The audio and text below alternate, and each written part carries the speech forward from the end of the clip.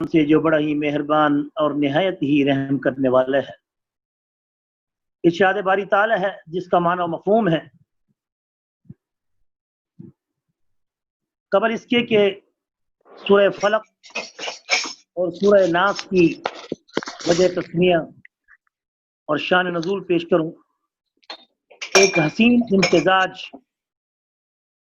اور خوبصورت ربط سورہ فاتحہ اور قرآن مجید کی ان آخری دو صورتوں کا کیا ہی عجیب رسول اللہ صلی اللہ علیہ وسلم کی احادیث مبارکہ سے اور تفسیر ابن عباس سے اور حضرت شاہ ولی اللہ محدث دہلوی رحمۃ اللہ علیہ سے، جن کے والد محترم شاہ عبد الرحیم جو کہ عالمگیر بادشاہ کے دور میں جو فتاوی عالمگیری لکھی گئی 500 علماء میں وہ ممبر تھے، لیکن پھر بعد میں انہوں نے اس سے کنارہ کشی اس لیے اختیار کی کہ وہ مخصوص درس کے لیے تمام علماء کو اکٹھا کیا کرتے تھے اور اس پر بڑی ہی محنت کر کے انہیں ایک علمی نکات پر مشتمل انہیں درس دیا کرتے تھے۔ اور اسی درس کی ابتدا حضرت شاہ ولی اللہ محدث دہلوی رحمۃ اللہ علیہ کے والد حضرت شاہ عبد الرحیم نے علماء کی مجلس سے کی تھی۔ عام لوگوں میں وہ درس نہیں دیتے تھے، علماء کی مجلس میں درس دیا کرتے تھے۔ اور اسی طرح پھر یہ سلسلہ حضرت شاہ ولی اللہ سے ان کے پوتے حضرت شاہ اسماعیل شہید رحمۃ اللہ علیہ نے ہندوستان میں اس کی بنیاد رکھی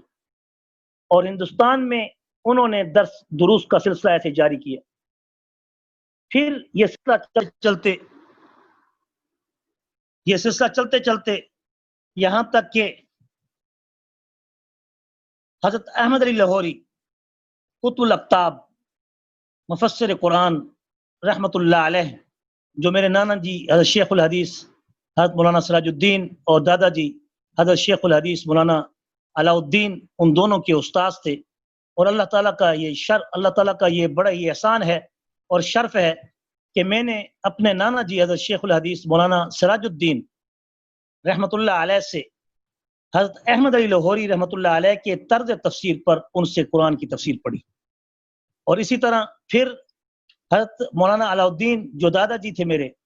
ان سے الحمدللہ کافی پارے میں نے ان سے تفسیر کے ان سے سماعت کیے، جو سبق کے علاوہ تھے، جو ایک ذاتی طور پر میں نے جا کے ان سے یعنی یہ سب کچھ حاصل کیا۔ تو بہرحال مختصر کہنے کا یہ ہے کہ حضرت شاہ اللہ محدث دہلوی رحمۃ اللہ علیہ نے اس قرآن مجید میں پہلی سورت فاتحہ اور سورت فاتحہ کی جو بسم اللہ سے ابتدا ہے اس کو غور سے دیکھیں کہ با سے ابتدا ہو رہی ہے اور قرآن مجید کی آخری سورت سین پر جا کے اس کی انتہا ہو رہی ہے، یعنی کہ گویا کہ با اور سین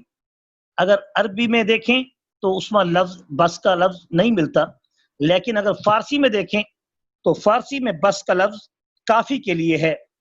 کہ لوگوں بس تمہارے لیے قرآن ہی کافی ہے۔ اللہ اکبر! یہ قرآن کا خلاصہ ہے کہ اگر آپ چاہتے ہیں کہ زندگی میں کامیابی حاصل کریں تو بس قرآن کو ہی پڑھیں۔ اس لیے حضور اکرم صلی اللہ علیہ وسلم نے سورہ فاتحہ کے متعلق بھی یہی فرمایا اور سورہ ناس اور سورہ فلق کے بارے میں بھی یہی بتایا کہ الا اعلمک بسورۃ یا بسورتین،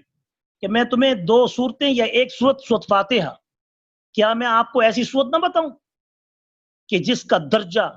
باعتبار بلندی کے سورت فاتحہ کا ہے کہ کسی اور کتاب میں اس کا ذکر نہیں اور نہ کسی پیغمبر پر پہلے وہ نازل کی گئیں، اور پھر اگر بحیثیت دنیا میں رہتے ہوئے اگر شرور سے بچنے کے لیے اگر میں تمہیں کوئی ایسی دو صورتیں نہ بتاؤں کہ جس سے بڑھ کر کوئی آپ کے لیے حصار نہیں۔ جب تک نبی کریم صلی اللہ علیہ وسلم پر یہ دو صورتیں نازل نہیں ہوئی تھیں اس وقت تک آپ صلی اللہ علیہ وسلم معوذتین کے نازل ہونے سے پہلے، ان کو معوذتین کہتے ہیں، قل اعوذ برب الفلق کو بھی اور قل اعوذ برب الناس کو معوذتین کہتے ہیں، ان کے نازل ہونے سے پہلے آپ مختلف دعائیں پڑھا کرتے تھے، لیکن جس وقت یہ 2 صورتیں نازل ہو گئیں تو آپ صلی اللہ علیہ وسلم نے پھر ان تمام دعاؤں کو پڑھا تو کرتے تھے، لیکن اہتمام ان 2 صورتوں کا کرتے تھے اور فرماتے تھے کہ لوگوں یہ ایسے تحفے ہیں کہ قرآن مجید کی اگر باعتبار فضیلت کے اعتبار سے دیکھا جائے تو مطلقاً فضیلت تو سورۃ فاتحہ کو حاصل ہے اور سورۃ بقرہ کی آخری آیات کو حاصل ہیں اور سورہ حشر کی آخری آیات حاصل ہیں، واللہ الذی لا الہ الا هو عالم الغیب سے آخر تک. اور اسی طرح آیت الکرسی کو، یہ حضور کی حدیث ہے جو کہ مسلم میں بھی ہے، بخاری میں بھی ہے، کہ فضیلت کے اعتبار سے قرآن کی جو فضیلت ہے وہ سورۃ فاتحہ کو حاصل ہے، سورۃ بقرہ کی آخری آیات آمن الرسول سے آخر تک، سورہ حشر کی آخری آیات واللہ الذی سے لے کر آخر تک، اور آیت الکرسی اللہ لا الہ الا هو الحی القیوم کو. لیکن اس کے ساتھ ہی آپ صلی اللہ علیہ وسلم نے دنیا میں اگر اپنے آپ کو یعنی ہر قسم کی مصیبتوں سے، وسواس سے، بدعات سے، یہ بات میں بڑی اہم کر رہا ہوں کہ ان 2 صورتوں کے پڑھنے سے انسان بدعات سے بھی محفوظ ہو جاتا ہے، اور رومرز اور افواہوں سے اور پروپیگنڈا سے اور لوگوں کی بدنامی سے، لوگوں کا خامخواہ یعنی پروپیگنڈا پھیلانے سے اور ان کی باتوں میں آنے سے، جیسے کہ ہٹلر نے کہا تھا کہ اتنا جھوٹ پھیلاؤ کہ لوگ 100% یعنی 100% جھوٹ کو بھی سچا کہنا شروع کر دیں. اس کا ایک مقولہ ہے اور اس نے اسی پر حکومت قائم کی تھی. اسی طرح اللہ کے پاک پیغمبر صلی اللہ علیہ وسلم نے کیا فرمایا کہ باعتبار دینی فلاح کے تو آپ کو ان پہلی صورتوں میں سورۃ فاتحہ اور سورۃ بقرہ کی آیات آخری، اور اسی طرح آیت الکرسی، اور اسی طرح حشر کی آخری آیات یہ پڑھنی چاہیے. اور اگر دنیا کے تمام شرور سے بچنا چاہتے ہو، رومر سے بچنا چاہتے ہو، پروپیگنڈے سے بچنا چاہتے ہو، شکوک و شبہات سے بچنا چاہتے ہو، بدعات سے بچنا چاہتے ہو، ضلالت سے بچنا چاہتے ہو، غاضبین کے غضب سے بچنا چاہتے ہو، مفتنین کے فتنے سے بچنا چاہتے ہو، مفسدین کے فساد سے بچنا چاہتے ہو، حاسدین کے حسد سے بچنا چاہتے ہو، ساحرین کے سحر جادو سے بچنا چاہتے ہو، مشرکین کے شرک سے بچنا چاہتے ہو، ایسی ضالین کی ضلالت سے بچنا چاہتے ہو، اور ضالین کی ضلالت سے بچنا چاہتے ہو، اور ظالمین کی ظلم سے بچنا چاہتے ہو، اور اسی طرح ظالمین کی گمراہی سے بچنا چاہتے ہو، بھٹکنے سے بچنا چاہتے ہو. کیا کچھ ہے. اللہ تعالیٰ کے پاک پیغمبر صلی اللہ علیہ وسلم نے تو یوں دعائیں کی ہوئی ہیں کہ اے اللہ مجھے دین کے اندر بھی ہر قسم کی مصیبت سے بچا. کیا مانا؟ اللہم لا تصبنا، بڑی پیاری وہ دعا ہے کہ اے اللہ مجھے دین کے اندر جو اللہم لا تجعل مصیبتنا فی دیننا، یہ اکثر جو عرب امام حضرات ہیں وہ اپنی دعا میں اکثر اس کو بڑا زور شور سے پڑھتے ہیں، اللہم لا تجعل مصیبتنا فی دیننا، کہ اللہ سب سے بڑا جو دنیا کے اندر تیرا احسان ہے وہ دین ہے، وہ توحید ہے. اے اللہ دین کے معاملے میں مجھے کسی مصیبت میں گرفتار نہ کرنا، ہمیں کسی مصیبت میں گرفتار نہ کرنا. یہ دعا اکثر آپ صلی اللہ علیہ وسلم اپنی زبان پہ رکھا کرتے تھے، اللہم لا تجعل مصیبتنا فی دیننا. تو اسی طرح آپ صلی اللہ علیہ وسلم نے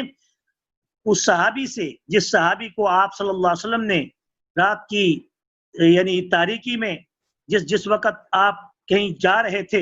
اور وہ شخص وہاں آپ کے ساتھ آ کے ملا، تو آپ صلی اللہ علیہ وسلم نے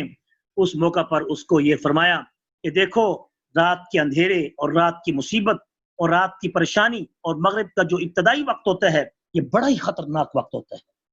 غاسق اذا وقب،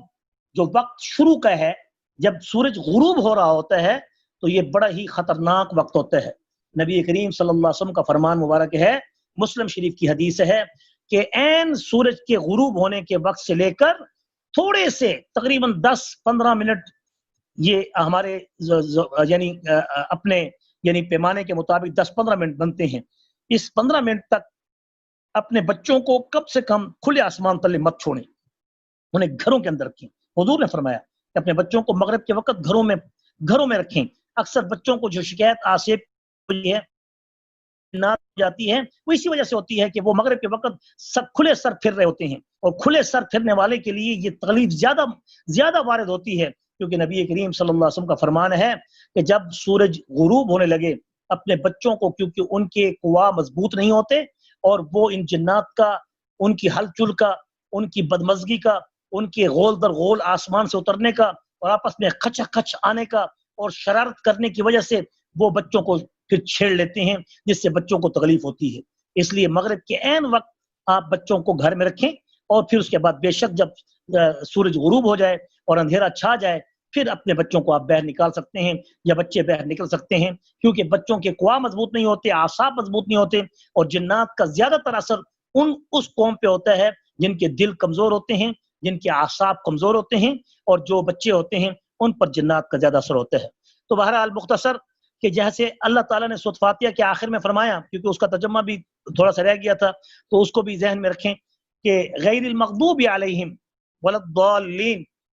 اہدنا الصراط المستقیم صراط الذین انعمت علیہم غیر المغضوب علیہم ولا الضالین، نہ کہ ان لوگوں کے راستے پہ، یعنی ولا الضالین۔ اب ضاد کو جب ادا کیا جائے تو اس کو ادا کرتے وقت زبان آپ کی اوپر کی داڑھ سے، جو منہ کے اندر دانت ہیں اس کی اوپر کی داڑھ سے یا پھر نیچے کی داڑھ سے، یعنی اس کو زبان کی کروٹ لگے، دائیں طرف سے لگے یا بائیں طرف سے لگے، ولا اوپر کی داڑھ سے دائیں طرف سے یا اوپر کی داڑھ سے بائیں طرف سے۔ جیسی آپ پوری زبان کی ایک سائیڈ کو ایک کروٹ کو جب آپ اوپر کی داڑھ سے لگائیں گے تو ضاد کا مخرج نہایت ہی آسان ہو جاتا ہے۔ عرب لوگوں کو اس کی پریکٹس ہے، اس لیے وہ ضاد کو جب ادا کرتے ہیں تو دال کی بو دے کر ادا کرتے ہیں، لیکن ہمارے پاکستانی جب اس کو دال کی بو دے کے پڑھتے ہیں تو مکمل دال ہی بنا دیتے ہیں یا اس کو ڈواد ہی بنا دیتے ہیں، جس سے معنی ہی بگڑ جاتا ہے۔ اور تمام ائمہ اور قراء کے نزدیک، چاہے جس مسلک سے بھی تعلق رکھتے ہیں، سب کے نزدیک یہ ایسا کلمہ جس کی ضاد کو اگر دال بنا دیا جائے تو معنی غلط ہو جاتا ہے۔ ولضالین کا معنی ہے جو گمراہ ہیں، اور ولدالین کا معنی ہے جو دلالت کرنے والے، جو کہ ہدایت یافتہ ہیں۔ اس لیے اگر کسی نے ولدالین کی بجائے ولدالین پڑھ لیا تو وہ تو اس کی نماز بھی ٹوٹ جائے گی، تو وہ تو اس کی نماز ہی فاسد ہو جائے گی۔ اس لیے عربی زبان کا سیکھنا فرض ہے، واجب ہے، لیکن افسوس کی اس کی طرف توجہ کوئی نہیں کی جاتی، اور اس کے لیے الفاظ کو سیٹ کرنے کے لیے کسی کاری کی منت نہیں کی جاتی، اور اس سے بیٹھ کے قرآن کی کم سے کم سورۃ فاتحہ کو تو کم سے کم ٹھیک کر لیا جائے۔ اب یہ آخری صورتیں ہم پڑھا رہے ہیں، اس میں تلفظ کو بھی ٹھیک رکھیں اور اس کے معنی اور مفہوم کو بھی ذہن میں رکھیں، کیونکہ اکثر و بیشتر نماز میں سورۃ فاتحہ پڑھی جاتی ہے اور آخری صورتیں پڑھی جاتی ہیں۔ تو اللہ کرے ہم سب کو اس کے معنی مفہوم پہ پوری دسترس حاصل ہو، اور سورۃ فاتحہ میں ولدالین کو جب ادا کریں تو اس میں ضاد کو ادا کرتے وقت تھوڑی سی دال کی بو دیں، بالکل دال مت کریں۔ اگر جو شخص ضاد کو بالکل دال کر کے پڑھتا ہے اور اس سے ضاد کا مخرج ادا نہیں ہوتا تو اس کو چاہیے وہ ایسا مخرج ادا کرنے کی کوشش نہ کرے، بلکہ اس کو چاہیے ولضالین پڑھے، ولضالین بس پڑھے، حالانکہ یہ صحیح مخرج نہیں ہے۔ ولضالین ضاد کو ضاد پڑھنا یہ صحیح مخرج نہیں ہے۔ صحیح مخرج ضاد کا یہ ہے کہ زبان کی کروٹ اوپر کی داڑھ سے یا بائیں طرف یا دائیں طرف لگے تو اس سے دال کی ہلکی سی بو آئے، بالکل دال نہ ہو، جیسے ولا اپنی زبان کو لے جائیں اور پریکٹس کریں، ولا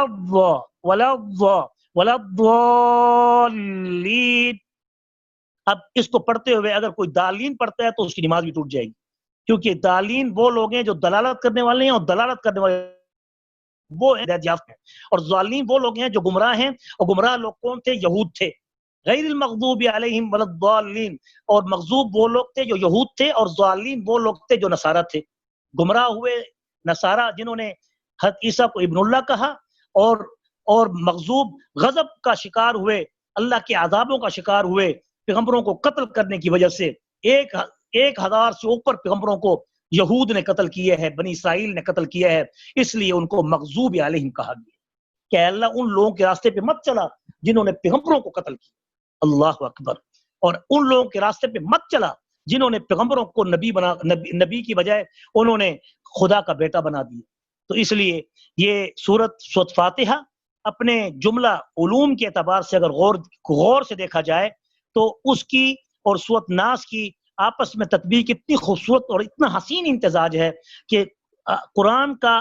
ضبط دیکھیں، ہر آیت دوسری آیت سے مربوط ہے، اور آخر تک مربوط ہونے کے بعد اتنی مربوط ہے کہ سورۃ فاتحہ کی الحمدللہ رب العالمین الرحمن الرحیم تک اگر دیکھیں تو اس میں کیا ہے؟ ربوبیت ہے۔ تو یہاں قل اعوذ برب الناس کو دیکھیں تو اس میں ساری ربوبیت ہے۔ ربوبیت سے مراد رب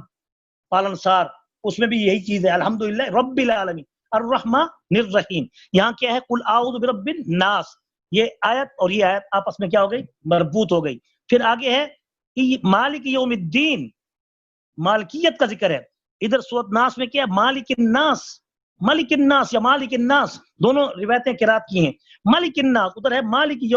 یوم الدین، مالکیت کا ذکر ہے. ربوبیت بھی برابر ہو گئی سورۃ فاتحہ میں، اس کی پہلی 2 آیاتوں میں، اور پھر دوسری آیات میں ملک الناس سے مالک یوم الدین کی یعنی مالکیت آپس میں مربوط ہو گئی. اور پھر آگے دیکھیں الحمدللہ رب العالمین الرحمن الرحیم مالک یوم الدین ایاک نعبد و ایاک نستعین. اس میں الوہیت ہے، ایک ربوبیت ہے. پہلے درجے پہ کیا ہے؟ ربوبیت ہے. دوسرے درجے پہ کیا ہے؟ مالکیت ہے. تیسرے درجے میں کیا ہے؟ الوہیت ہے. اللہ اکبر. عبادت کے اعتبار سے الہ الناس. اور سورۃ فاتحہ میں دیکھیں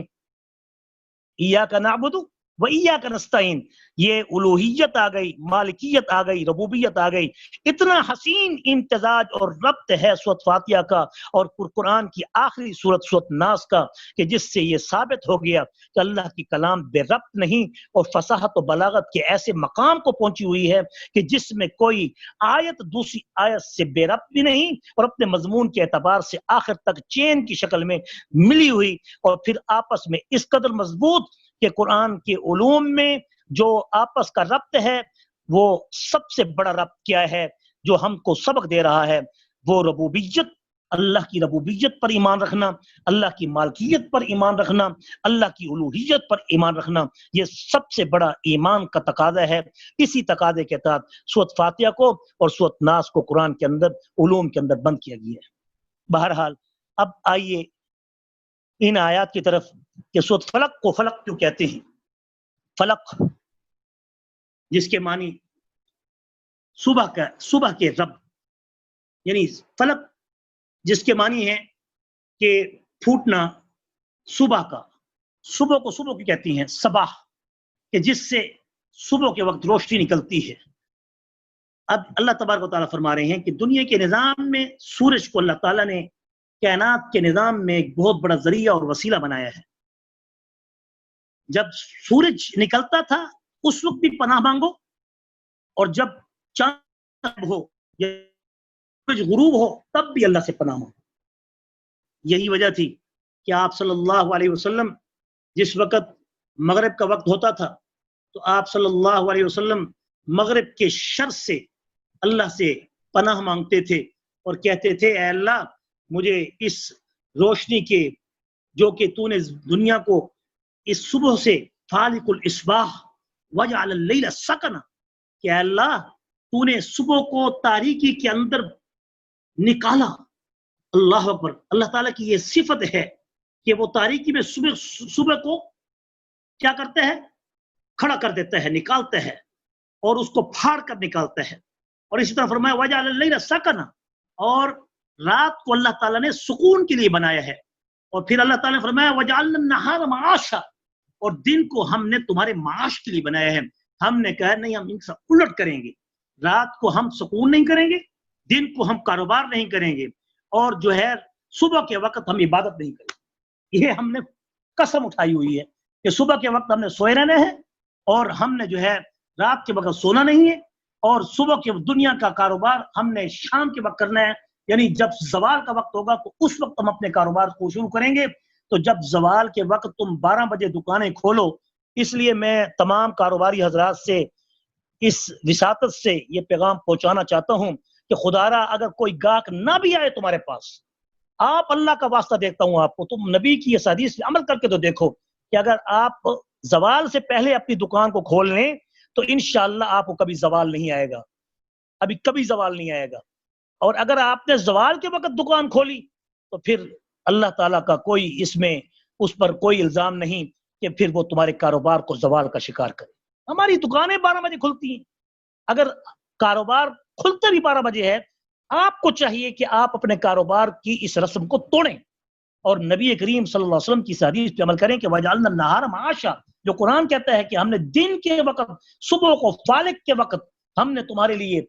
کاروبار کو اور رزق کو کھول کے رکھ دیا ہے. حدیث میں آتا ہے کہ صبح کی نماز پڑھنے والے کا رزق کیوں کھل جاتا ہے؟ کیونکہ صبح کے وقت اللہ کی طرف سے رزق کی بارش ہوتی ہے، اور رات کے وقت اللہ تبارک و تعالیٰ کی طرف سے جنات، بلایات اور مصیبتوں کی بارش ہوتی ہے عین غروب کے وقت، پھر اس کے بعد ختم ہو جاتی ہے۔ بہرحال مختصر تو اللہ تعالیٰ تبارک و تعالیٰ فرما رہے ہیں کہ کہہ دیجئے محبوب کریم صلی اللہ علیہ وسلم، اعوذ برب الفلق، میں پناہ میں آنا چاہتا ہوں، میں پناہ میں آتا ہوں اس رب کے جو صبح کا رب ہے، من شر ما خلق، اور اے اللہ مجھے تو بچا، میں تیری پناہ میں آنا چاہتا ہوں ہر اس شر سے جو خلق، جس کو تو نے پیدا کیا، چاہے ایک ایتھر کا ذرہ ہے، چاہے ایک بیکٹیریا اور وائرس ہے۔ خلق کا اعتبار یہ نکرہ ہے، اور نکرہ کا اعتبار جو ہے ذرے کی کروڑویں حصے تک بھی اگر جائیں تو اللہ تبارک و تعالیٰ کی طاقت و قوت ہے، وہ اس چیز کو دکھا سکتی ہے جو اس کی طاقت اور اس کی قوت میں بند ہے۔ وہ علیم بذات الصدور ومن وراء محیط۔ تو اللہ تعالیٰ نے دنیا میں دیکھیں، اب جو وائرس کرونا ہے وہ دوربین سے بھی نظر نہیں آتا۔ ڈاکٹر صاحب اس کی تصدیق کریں گے کہ وہ ایک ایسا پتلا، اتنا باریک ذرے کے برابر ہے کہ جو محسوس نہیں ہوتا، لیکن اس کی طاقت کتنی بڑی ہے کہ پوری دنیا کو جام کر کے اس نے رکھ دیا ہے۔ تو اب معلوم ہوا نا کہ من شر ما خلق کی کیا معنی ہے۔ اب کرنی پڑے گی پناہ کہ میں اے اللہ تو اس سے ہر اس مخلوق کے شر سے پناہ مانگنا چاہتا ہوں جو ایک کی شکل پر اس کے اندر شر ہے، تو اے اللہ اس شر سے مجھے بچا۔ جب تک شر سے نہیں بچو گے خیریں نہیں آئیں گی، جب تک شرور سے پناہ نہیں مانگو گے برکت نہیں آئے گی۔ اس لیے سب سے پہلے صبح کے وقت ان صورتوں کا پڑھنا بہت ضروری ہے آج کے دور میں۔ نبی کریم صلی اللہ علیہ وسلم ہر نماز کے بعد سورۃ فلق کو اور سورۃ ناس کو باقاعدگی سے بطور وظیفہ پڑھا کرتے تھے، اور شام کے وقت قل واللہ احد، سونے سے پہلے قل واللہ احد، قل اعوذ برب الفلق، قل اعوذ برب الناس کو آپ صلی اللہ علیہ وسلم اپنے ہاتھوں پہ دم کر کے پورے سر سے لے کر جسم تک پھیرتے تھے، اور یہ عمل 3 بار دہراتے تھے۔ یا بہت ہی اہم اور بہت ہی مجرب اور بہت ہی آزمودہ عمل ہے،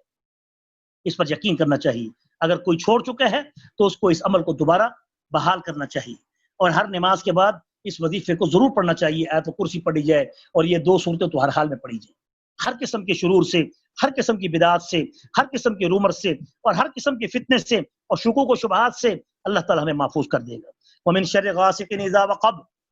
اور جس وقت یہ رات آتی ہے اور اس کے بعد چھا جاتی ہے، اس کے شر سے، جو غسق کہتے ہیں اندھیرے کو، جو اندھیرا ہے، اذا وقب، جس وقت وہ چھا جاتا ہے۔ اب یہ چھانے کے بعد پھر بات ختم ہو جاتی ہے، اس لیے میں بتا رہا تھا کہ حدیث میں صرف چھانے کے وقت، یعنی سورج کی غروب ہونے کا وقت جو ہے بس وہی مخصوص ہے، اور اس وقت سے جس وقت اندھیرا چھا جاتا ہے مکمل، بس اس تھوڑے سے وقفے میں اللہ سے پناہ مانگی جائے۔ تو اب اس کے بعد اللہ تعالیٰ فرما رہے ہیں وَمِن شَرِّ النَّفَّاثَاتِ فِي الْعُقَدِ۔ تو نبی کریم صلی اللہ علیہ وسلم جو پناہ مانگتے تھے مغرب کے وقت بھی، اور اس وقت بھی جب چاند بھی جس وقت اپنے مدار سے غائب ہو جاتا تھا، تو آپ اس وقت اللہ تعالیٰ سے یہ دعا مانگتے تھے کہ اللہ یہ جو چاند اپنی روشنی کو اب چھپا چکا ہے، اب اس کے اندھیرے کے شر سے مجھے بچا۔ اللہ اکبر، یہ کتنی پیاری حدیث ہے جس میں آپ صلی اللہ علیہ وسلم نے یعنی چاند کے غائب ہونے کے وقت بھی اللہ تعالیٰ سے پناہ مانگی۔ ایک تو ہے سورج کے غروب ہونے کے وقت، اور ایک ہے سورج کے طلوع ہونے کے وقت، اور ایک وہ ہے جب چاند اپنی منزلیں طے کرنے کے بعد جس وقت وہ چھپ جاتا ہے، اس چھپنے کے وقت رسول اللہ صلی اللہ علیہ وسلم پناہ مانگتے تھے اور کہتے تھے کہ اللہ اس چاند کے چھپنے کے بعد کے شر سے اب مجھے بچا، اور اس تاریکی کے شر سے مجھے بچا۔ یہ ہے نبی کریم صلی اللہ علیہ وسلم کے اعمال اور فرمودات، جس کا خلاصہ میں آپ کے سامنے پیش کر رہا ہوں۔ تو بہرحال اب اس میں جو بات شان نزول کی ہے وہ مختلف روایات ہیں، اور لوگوں نے اور مفسرین کرام نے واقعات جو لکھے ہیں وہ مسند احمد کی روایت سے لکھے ہیں، جس کی روایت صحیح ہے، لیکن بعض اہل حدیث علماء کرام اس کی نفی کرتے ہیں، اور وہ یہ کہتے ہیں کہ یہ نبی کی شان کے خلاف ہے کہ حضور اکرم صلی اللہ علیہ وسلم پر جادو ہو۔ جادو بھائی یعنی ہر اس فاسق یعنی ہر اس بندے پہ ہو سکتا ہے جو ذکر سے فارغ ہو جائے گا یا اللہ تعالیٰ کے حکم سے بہر آ جائے گا، حالانکہ یہ بات صحیح نہیں ہے۔ جادو یہ خلاف شریعت یا خلاف نبوت نہیں ہے، یعنی یوں نہیں کہہ سکتے کہ یہ نبوت کے شان کے کوئی خلاف بات نہیں ہے، کیونکہ جادو ایک مرض ہے، اس پر ایک بہت بڑی بحث ہے اور اس کا سبب ہے، اور یہ مادی سبب سے بھی پیدا ہوتا ہے اور مانوی سبب سے پیدا ہوتا ہے، حسی جس کو ہم کہتے ہیں، زہری سبب اس سے بھی پیدا ہوتا ہے، جس کو آج کل کے دور میں سائنس بھی کہتے ہیں کہ ایسی چیزیں زہر ہو جاتی ہیں۔ یہ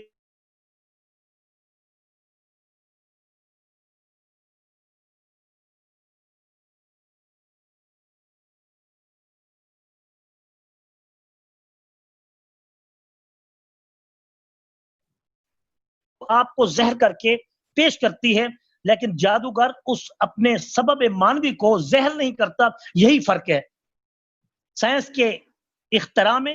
جو عقل کو حیرت میں ڈال دیتی ہے، جو انسان نے دیکھی ہیں ترقیاں، جو آج اس دور میں جو جدید دور کی ترقی ہیں، وہ بھی انسان کی عقل کو ورطہ حیرت میں ڈال دیتی ہیں، اور جادو بھی انسان کی عقل کو ورطہ حیرت میں ڈال دیتا ہے۔ وہ زہری سبب کے ساتھ ہے،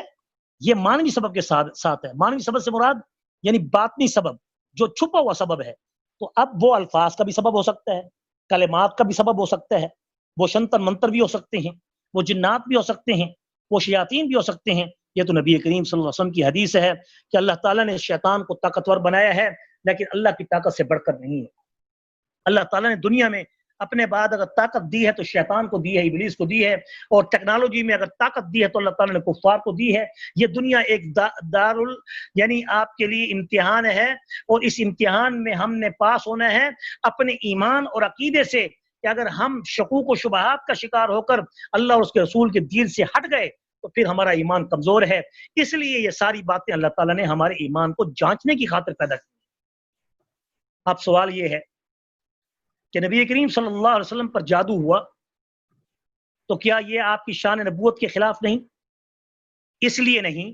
کیونکہ جادو کا عمل وہ ایک سبب کے ذریعے ہے کہ جس وقت نبی کریم صلی اللہ علیہ وسلم پر یہ عمل ہو گیا اور لبید بن عاصم نے اپنی بیٹیوں اور لڑکیوں سے یہ کام کرایا جو نفاسات میں آ رہا ہے، ومن شر النفاسات، اور اے اللہ میں پناہ مانگتا ہوں ان نفاسات سے۔ یہ سورۃ فلق کے اندر ہے۔ نفاسات یہ مؤنث کا صیغہ ہے کہ جو پھونکے مارنے والی، نفس سے ہے، نفس کے معنی پھونکنا، اور اس سے نفوس بھی ہے۔ نفوس بھی ہو سکتے ہیں جس میں مرد بھی ہو سکتے ہیں، عورتیں بھی ہو سکتی ہیں، لیکن یہاں پر جو نفاسات ہے اس سے مراد کیا ہے؟ اس سے مراد عورتیں ہیں جو گروں پر کیا کرتی تھیں؟ فی العقد، عقد عقدہ کی جمع ہے۔ عقد کس کی جمع ہے؟ عقدہ کی۔ عقدہ کہتے ہیں کہ نہیں کہتے؟ گرہ، یہ عقدہ ہے، یہ گرہ ہے۔ تو یہ گرہ جو ڈالی گئی ہیں، ان گروں میں وہ جادو کرتی تھیں، اور زیادہ تر عورتیں اس کی ماہر ہوتی تھیں، اور وہ رات کے اندھیرے میں کرتی تھیں، اور جادو کا عمل زیادہ تر رات کو ہی طاقتور ہوتا ہے۔ صبح کے وقت ان کو زہر کرنے میں، دیکھنے میں لوگوں کے ڈر اور خوف سے وہ زہر نہیں کرتے، اس سے رات کی تاریکی میں یہ عمل کرتے ہیں۔ جادوگر کا عمل تقریباً رات کے وقت ہوتا ہے۔ ومن شر النفاسات فی العقد، لبید بن عاصم کی جو بیٹیاں تھیں، لڑکیاں تھیں، انہوں نے کسی ایک، یعنی لبید بن عاصم بھی اس میں شریک تھا، وہ یہودی منافق، کہ جس نے اس لڑکے کو جو رسول اللہ کے گھر میں آ کر کام کرتا تھا، اس کو پھسلا کر، اس کو بہلا کر، اس کو لالچ دے کر، کچھ پیسے دے کر، اس سے حضور صلی اللہ علیہ وسلم کی کنگھی وغیرہ حاصل کی گئی، اور پھر دندانے حاصل کیے گئے، اور بعض میں ہے کہ آپ کے بال حاصل کیے گئے۔ لیکن بالوں کی روایت کہیں میں نے نہیں پڑھی، لیکن کسی مفسر سے، محدث سے میں نے سنا ضرور ہے یہ واقعہ، لیکن میری تحقیق میں بالوں کا ذکر نہیں آتا۔ اس نے تانت کی جو تاریں تھیں اس نے گرہ لگائی تھی، اور ان گروں کے اندر اس نے ایک گر، جیسے آج کل کا جادوگر ایک گرے میں سوئی ڈالتا ہے تاکہ وہ پریشان ہو، اس بدبخت نے وہ جو دندانے تھے آپ کی کنگھی کے، جو دندے تھے، اس ایک کے اندر اسے گنڈی ماری۔ آپ سمجھیں، عقدہ مانی گنڈی، گرہیں، گنڈی، عقدہ، گرہ، یہ اس نے لگائی۔ اب اس کے بعد اس سے پھر جادو کے انتر شنتر منتر پڑے، بعض علماء محدثین کہتے ہیں کہ 6 مہینے تک نبی کریم صلی اللہ علیہ وسلم پر اس کا تھوڑا بہت اثر ہوا، ورنہ کسی اور پر ہوتا تو وہ اسی وقت نعوذ باللہ من ذالک، یعنی یہ اتنا سخت غلیظ جادو تھا کہ جس سے انسان کو موت تو اپنے وقت پہ آئے گی، لیکن وہ نعوذ باللہ من ذالک اپنی زبان سے وہ باتیں کہے کہ جس سے لوگ اس پر ہنسیں، یہ عمل کیا گیا تھا۔ لیکن اس کا تھوڑا سا اثر، کیونکہ حسی عمل تھا، مانوی عمل تھا، تو اس مانوی عمل کی وجہ سے تھوڑا بہت اثر آپ صلی اللہ علیہ وسلم کی یعنی حافظے پر اتنا ہوا کہ جس سے آپ بات کہہ کے تھوڑی سی بھول جاتے تھے۔ اما عائشہ صدیقہ رضی اللہ تعالیٰ عنہ فرماتی ہیں، امام بخاری نے نقل کیا ہے کہ حضور گھر میں آتے اور کہتے کہ اب جا رہا ہوں، تو وہ کہہ رہے تھے ابھی تو آپ آئے ہیں، کہا میں تو اتنی دیر ہوں آپ کے پاس رہ کر، آج رات گزار کر میں واپس جا رہا ہوں، تو آپ کیسے کہہ رہی ہیں کہ میں ابھی آیا ہوں، میں تو اپنا وقت پورا آپ کو دے کے جا رہا ہوں۔ تو اسی طرح اما عائشہ صدیقہ نے بھی اس بات کو محسوس کیا۔ تو 6 مہینے تک آپ صلی اللہ علیہ وسلم، قرآن و حدیث میں آپ کی کوئی کمی نہیں ہوئی، خیال کرنا، یہ بات بالکل میں باوثوق مستند ذریعے سے بتا رہا ہوں، اور قرآن و حدیث کی روشنی میں 6 مہینے تک آپ صلی اللہ علیہ وسلم کو نسیان، جس کو ہم کہتے ہیں بھول کا تھوڑا سا مرض پیدا ہو گیا تھا۔ یہ مرض ہے، یہ بھی اب وہ سبب کے ذریعے ہوا ہے نا۔ اب اس میں آپ صلی اللہ علیہ وسلم نماز میں نہیں بھولتے تھے، آپ صلی اللہ علیہ وسلم مسجد میں نماز کے اندر رکعتوں میں نہیں بھولتے تھے، آپ قرآن و حدیث کے معاملات میں نہیں بھولتے تھے۔ تو اسی طریقے سے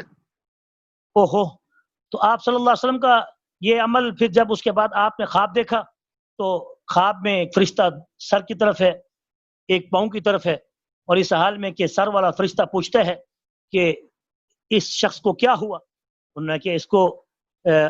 جادو کا عمل ہوا۔ کہ جادو کیا ہے؟ تو اس دوسرے فرشتے نے بتایا کہ یہ مرض ہے، یہ صحیح مسلم میں یہ موجود ہے، مسند احمد میں یہ موجود ہے، مسند احمد کی یہ حدیث صحیح ہے اور کوئی ضعیف نہیں ہے، اس میں یہ واقعہ پورا کا پورا یعنی ترتیب سے لکھا ہوا ہے۔ تو اسی پہ اکتفا کرتے ہوئے بات کو ختم کرتے ہیں۔ ومن شر النفاثات فی العقد، اور پھر اس کے بعد اللہ تعالیٰ نے آپ صلی اللہ علیہ وسلم کو بتا دیا کہ لبید بن عاصم نے اپنی بیٹیوں کے ذریعے یہ عمل کرایا ہے، اور آپ کے کنگھے کے دندانوں پر یہ عمل کیا گیا ہے، اور پھر زروان کے کنویں میں